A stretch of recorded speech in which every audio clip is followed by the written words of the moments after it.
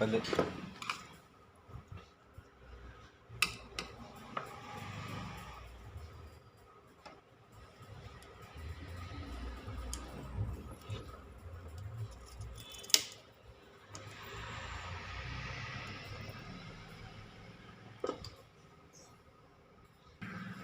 हमने ये आईसी निकाल दी है। तो आईसी निकालने के बाद अगर हम इसमें रीडिंग अगर चेक करते हैं तो ये जो हमारे जीनर जो 15 वोल्ट उसकी रीडिंग आ रही है। इसका मतलब ये चैनल शॉर्ट्स आईसी जो है शॉर्ट था बिल्कुल।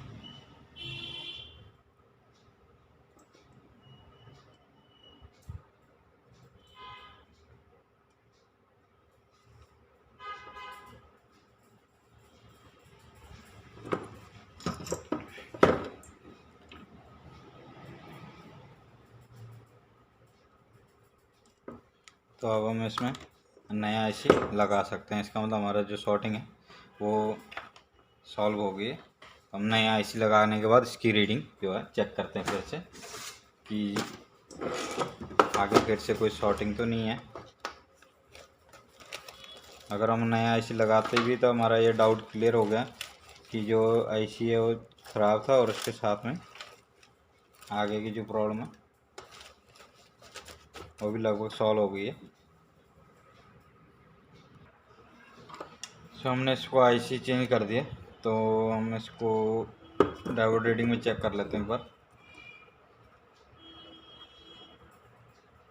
तो इसकी रीडिंग जो है सही है।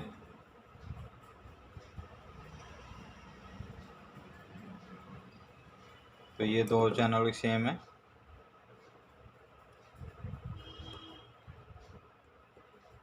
तो इसकी भी सेम है।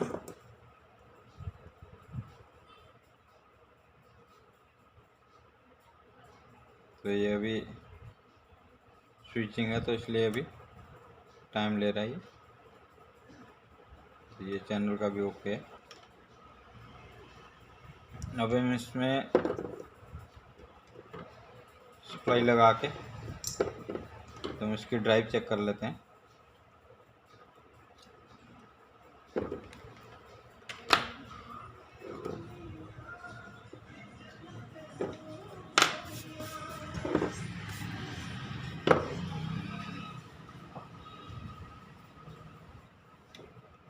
इको वोल्ट में भी जो कंट्रोलर है वो दो तरह के हैं इसमें।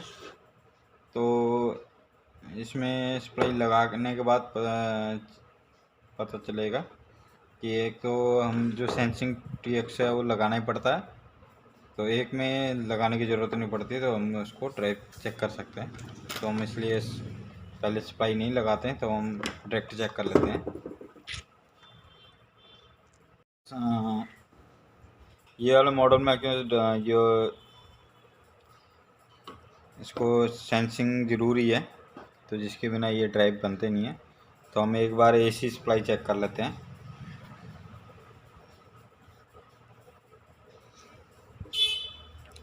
अब दोनों हीट सिंक जो हमारा ड्रेन वायर है, ड्रेन हीट सिंक में हमने AC मोड पे लगा के तो हम इसको सप्लाई दे देते हैं। उसके साथ में हम इसको सेंसिंग और हम स्विच को ऑन कर लेते हैं। स्विच को ऑन करने के लिए 12 वोल्ट और स्विच को शॉर्ट करना होता है। तो ये 1380 है। तो ये जब ऑन होता है तो ये 4-5 बार बीप करता है। अब आप जैसे अगर इसको सप्लाई दे देते हैं तो आप जितने टाइम मर्जी इसकी जो पल्स आप चेक कर सकते हैं।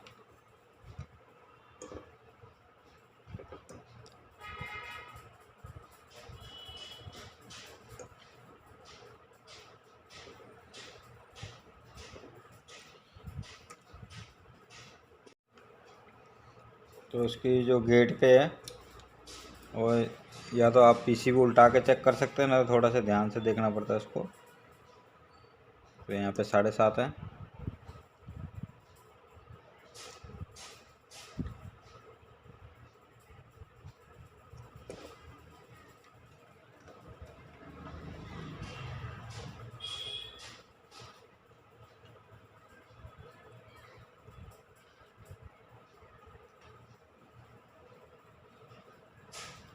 नहीं तो आपको अगर प्रॉपर अगर ना हो तो यहाँ पे जो हमारी रेजिस्टेंस लगी होती है 10 ओम की, वहाँ पे चेक कर सकते हैं जो गेट रेजिस्टेंस है। तो हम इसको अब ये इन्वर्टर में लगा के चेक कर लेते हैं।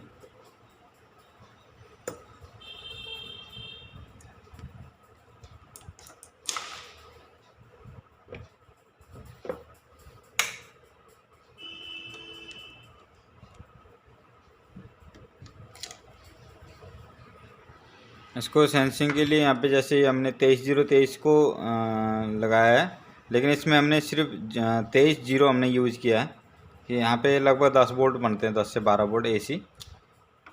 तो हम सिर्फ सिंगल यूज़ कर रहे हैं, डबल नहीं कर रहे हैं।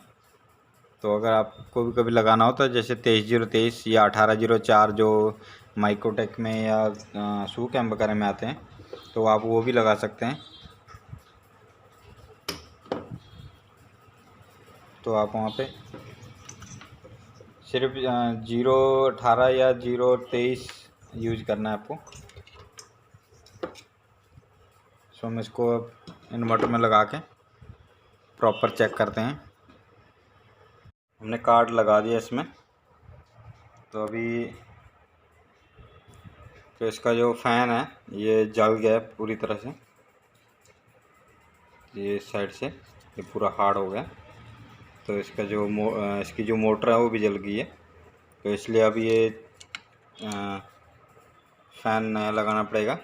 तो ये थोड़ा बड़े साइज़ में है, 3.5 इंच में, और ये है भी 24 वोल्ट में। तो इसलिए अभी फ़ैन अवेलेबल इस टाइम पे नहीं है, तो हम इसको सिर्फ चला के चेक करते हैं। तो इसमें फ़ैन लगाना ज़रूरी है। अभी कुछ टाइम के लिए आप चेक करने के लिए तो चला सकते हैं, नहीं काफ़ी लंबे टाइम के लिए नहीं चला सकते, क्योंकि यहाँ पे अगर थोड़े से हीट होगा तो फ़ैन चलना ज़रूरी है, नहीं तो ये ओवरलोड और प्रोटेक्शन में चले जाता है। तो इसलिए हम इसको सप्लाई देखें। तो ये इसकी बीपिंग आवाज़ होती है। तो ये इसकी जो आउटपुट है वो 223 दिखा रहा है। तो हम इसको मेंस दे देते हैं। तो हमने ये सीरीज में मेंस दिया हुआ है, तो इसने मेंस भी ले ली। चार्जिंग LED है। जब ये चार्जिंग LED ऑन होती है तो इसकी बीप आते हैं, बीपिंग करता है ये।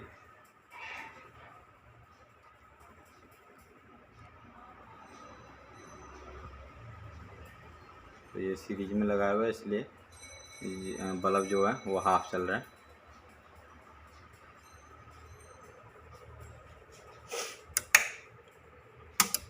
सो इसकी टेस्टिंग और जानकारी कैसी लगी कमेंट करके ज़रूर बताना। वीडियो अच्छी लगी तो लाइक और शेयर कर दे। अगर मेरे चैनल पहली बार आया तो चैनल को सब्सक्राइब कर दे। टेक्निकल पॉडर वीडियो देखने के लिए बहुत बहुत थैंक यू।